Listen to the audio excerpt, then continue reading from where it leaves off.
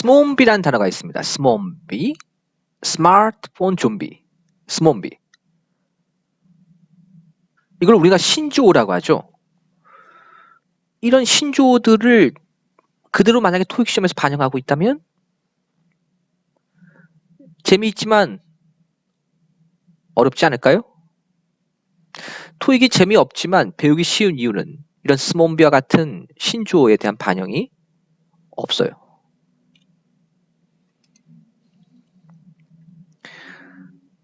여러분들이 자주 물어보시는 것 중에 하나가 선생님 듣기 공부를 어떻게 해야 돼요? 라고 합니다. 듣기 공부 어려워요. 영어 듣기 진짜 어려운 공부고요. 지금부터 영어 듣기를 공부하려고 하는 게 어쩌면 너무 늦은 걸 수도 있어요. 자, 그래서 제가 토익에서 제시하는 듣기는 알아야 된다라는 쪽입니다. 아셔야 돼요. 여러분들 무조건 알아야 돼요. 여러분이 알아야지 일단 들립니다. 토익은 그렇습니다. 예를 들어서 지금 이 단어 보이세요, 여러분들? EUTHANASIA 라는 단어. 이 단어 뜻 아세요? 와, 이 단어 뜻 알면 그냥 단어를 많이 하는 건데요. 그러니까 이런 단어 정도를 다 알고 있으면 토익에서 굉장히 유리하신 거예요. 이걸 안다고요? 와. Euthanasia라고 발음하는데요. 의미는 안락사라고 합니다. 안락사. 이거를 제가 예전에 잘못 들은 적이 있어요. 대학교 때. Euthanasia라고 교수님이 발음하시는데 저는 이걸 Youth in Asia, 아시아의 젊은이들이라고 알아듣고 에세이 내용을 안락사가 아닌 아시아의 젊은이들에 대해서 쭉 쓴 적이 있습니다. 놀림거리가 됐죠. 그때 느꼈던 거예요. 저쪽 꼰대 새끼 저거. Euthanasia, 안락사. 이렇게 어려운 걸 내가지고. 안락사라는 단어를 내가 평상시에 알고 있었다면 헷갈릴 일이 없었을 텐데요. 라는 생각을 나중에 했습니다. 그때는 몰랐죠. 그때는. 토익은 아는 만큼 들립니다. 듣는다고 해서 지금 듣고 싶다고 해서 바로 들을 수는 없어요. 자, 우리가 현재 지금 토익을 신토익이라고 하는데요. 자, LC하고 RC 전체적으로 한번 쭉 훑어볼게요. 자, 파트 1 아까 봤었죠. 사진을 보고 푸는 문제 총 6문제가 나오고요. 파트 2는 질문의 대답. 대답은 3개, 보기 3개 중에서 하나 고릅니다. 자, 이게 25문제가 나옵니다. 파트는 짧은 대화, 두세 사람의 대화를 듣고 질문에 답합니다. 몇 개씩? 3개씩. 총 39문제가 나옵니다. 즉 13세트가 된다는 거죠. 그리고 파트 4 설명문은 전화 메시지, 연설문, 안내방송, 일기예보 등을 듣고 질문에 답하는 방식으로 총 30문제가 나옵니다. 그래서 LC는 총 45분 내외에 495점 만점을 타겟으로 하고 있습니다. RC는 Reading Comprehension 이라고 하고요. 파트 5 문장 빈칸 채우는 문제 30문제가 나옵니다. 하나의 문장 안에 있는 빈칸에 알맞은 말, 문법이나 어휘를 고르는 문제고요. 자, 파트 6는 지문의 빈칸을 채우는 문제입니다. 짧은 지문 안에 있는 빈칸에 알맞은 말, 문법, 어휘, 문장을 고르는 문제로 총 16문제가 나옵니다. 파트 7은 독해 문제라고 하죠. 싱글 지문, 한 개의 지문을 읽고 질문에 답하는 문제가 총 29문제. 더블 패시지, 더블 지문, 2개의 지문을 읽고 질문에 답하는 문제가 총 10문제. 그 다음 트리플 지문, 3개의 지문을 읽고 질문에 답하는 문제가 총 15개. 그래서 총 75분 시간 안에 100문제를 푸는. 역시 만점은 495점입니다. 자, 이렇게 토익은 LRC 전체 합해서 200문제, 약 120분의 시간에 걸쳐서 만점 990점의 포인트를 갖고 있습니다. 자, 여러분에게 제안하는 토익 공부법. 바로 쓴답니다. 어렵지만 확실한 영어 공부법, 라이팅, 쓴답니다. 우린 보통 가장 피하고 싶은 단어를 라이팅이라고 많이 여기고 있죠. 자, 우리 쓴다라는 테마에 맞는 얘기 잠깐만 보고 가실래요?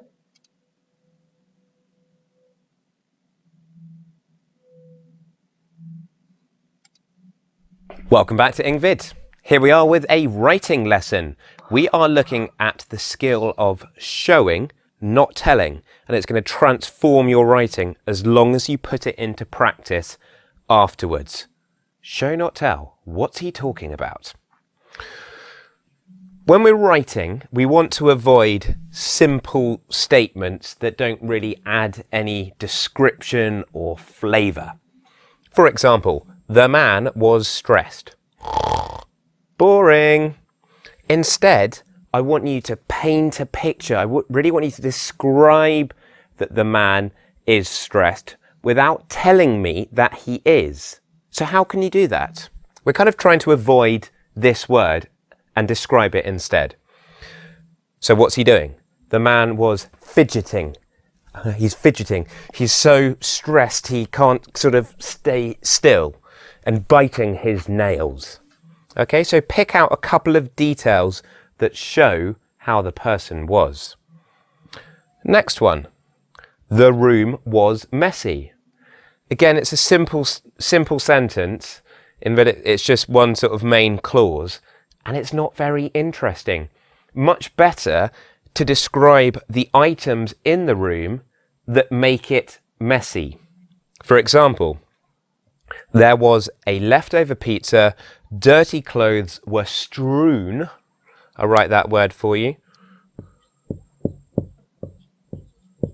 That means they were covering the floor and there were dirty plates and cups. Okay? These details give us the idea that it is messy. Example 3. The woman was confident. Okay, but it'd be much more effective if you described how she was confident.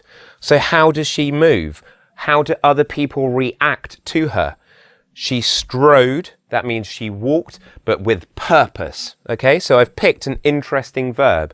She strode into the room and everyone turned their heads to notice her. Okay? Much clearer, more vivid idea of confidence than just saying she was confident. Example 4. The boy was careful. Tell us how he was careful. He placed his favourite magazine in the top drawer of his cabinet. Okay, so we need to say exactly what he is placing. The object there has been missed out. He placed, there's no room for me to write it, you get the idea. He places his favourite book or magazine, and look how specific it is, the top drawer of his cabinet. Next example, the stadium was full. Again, I'm bored with this simple sentence construction. We need to make it more interesting. The sound from the stadium was deafening, okay, and then give us some main action, perhaps. The sound from the stadium was deafening as the crowd rose up to chant the player's name, okay? Give us the sense that the stadium is full from what you can see and what you can hear. Okay, a couple of ones to describe weather. It was hot. Okay, well, a very... 여기까지만 한번 보죠. 그러니까 뭘 얘기하고 싶었냐면, 자, 아주 흥미로운 영상이기도 하고요. 여러분들 재밌게 보셨죠? 바로 기본적으로 어떤 식으로 쓰는지를 알게 되면 토익 문제를 만드는 것 자체가 쓴다라는 거거든요. 토익 문제를 써놓고 우린 그것을 듣고 풀고 그리고 읽으면서 연습하고 이거거든요. 그러니까 근본적으로 일단 쓴다라는 것에 대해서 어떤 걸 선호하는지, 어떤 말을 선호하고 어떤 문장을 선호하고 어떤 단어를 선호하는지 여러분이 조금 더 학습했으면 좋겠다. 근데 그거를 단순히 눈으로만 읽는 것보다 한번 자기가 직접 써봤으면 좋겠다. 단순히 쓴다라는 것에 대한 개념 중에 하나가 바로 뭐냐면 이럴 때 이 단어를 이렇게 써서 문제를 내는구나 라고 원리를 좀이라도 알게 되면 아까 말씀드렸죠. 어려워요. 어려운 방식이긴 하지만 훨씬 더 빨리 정확하게 끝낼 수 있습니다. 한마디로 빡세게 빨리 끝내자는 얘기죠. 자, 그랬을 때 이 쓴다라는 어떤 개념에 대한 적용이 사실 토익에서 여러분들이 어느 정도는 들어가야 되는 이유이기도 합니다. 그래서 여러분에게 제안하는 이 쓴다라는 토익 공부의 어떤 자세가 바로 뭐냐면 당장 아까 봤던 1, 2, 3, 4 혹은 여러분들 우리 교재 그리고 핸드아웃에 문장들 있죠? 써보세요.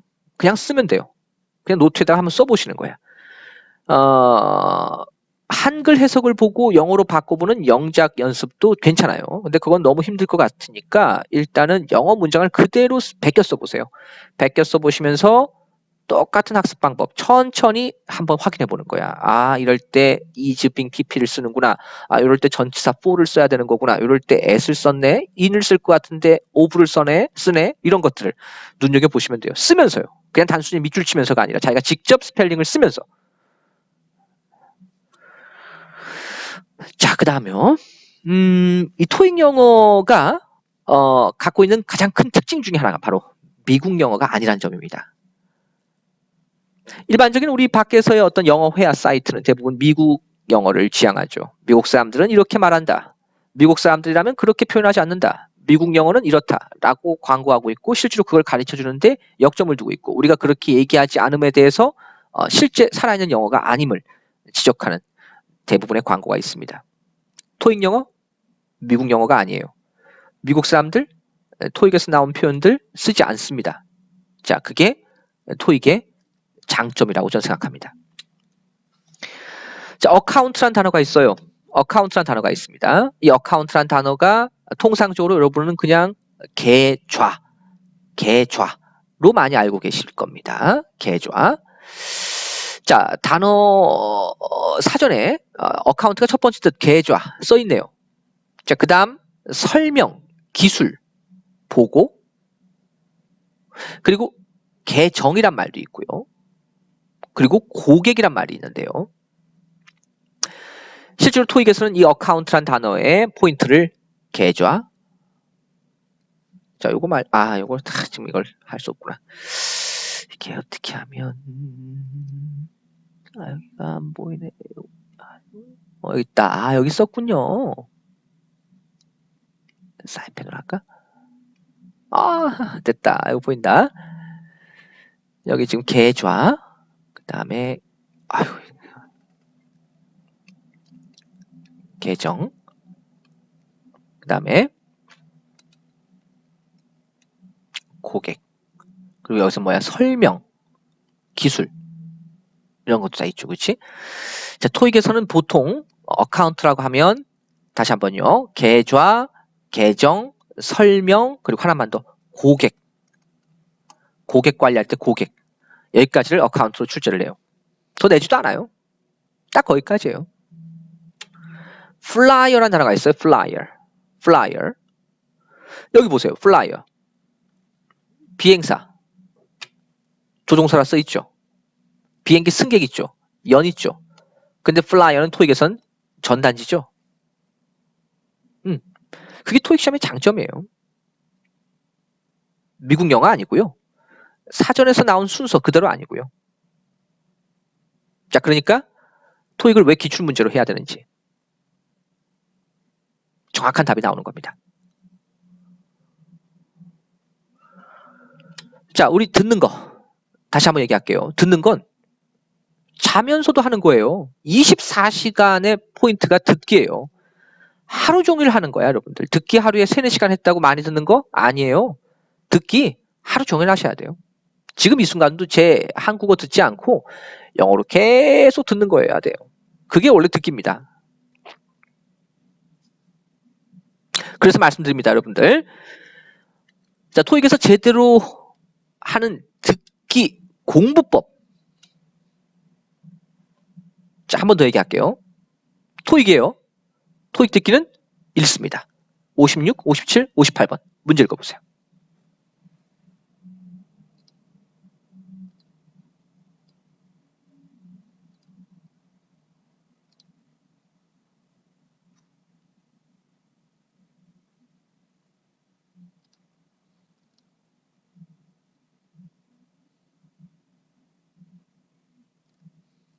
됐죠? 자, 문제와 보기를 먼저 읽는 것이 상식이에요. 토익은요. 자, 두 번째. 문제하고 보기를 다시 꼼꼼히 읽으세요. 그리고 완전히 이해한 상태에서 문제를 풉니다.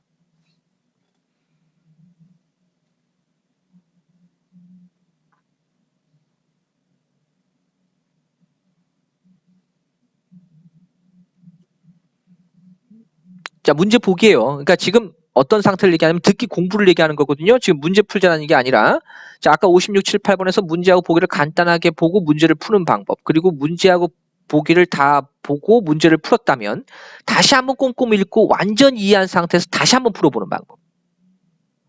그게 토익 듣기 공부입니다. 자, 그 다음에 원고를 보면서 듣고 혹은 들으면서 원고를 완전히 숙지하는 겁니다. Hello, I was browsing the selection options for a customized mug in your online store, but I'm not sure what exactly I'm supposed to do. Let me tell you, navigate our website. It's actually pretty simple. You should start in the top left corner. Well, you can find a tab for size and color. Okay, I see the tab. It looks like I can follow along now. Does it cost more for customization? We are offering a holiday special, so if you order more than 3 cups, you can get them customized and no extra cost.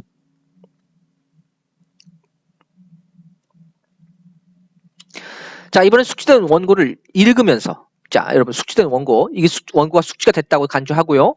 원고를 보면서 들으면서 동시에 따라 읽습니다. mp3를 켜놓고요. 동시에 hello부터 I was browsing the selection options 이렇게 따라 읽으면서 동시에 머릿속으로는 뭐가 돼야 돼요? 아까 해석이 그대로 다시 재현돼야 됩니다. 반드시 해석이 같이 따라와야 돼요. 자기가 이해한 것이 머릿속에 있어야 됩니다. 입만 따라 읽으시면 안 돼요.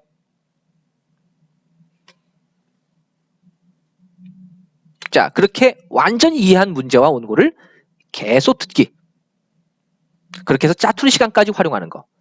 네, 그게 토익 듣기 공부법이에요.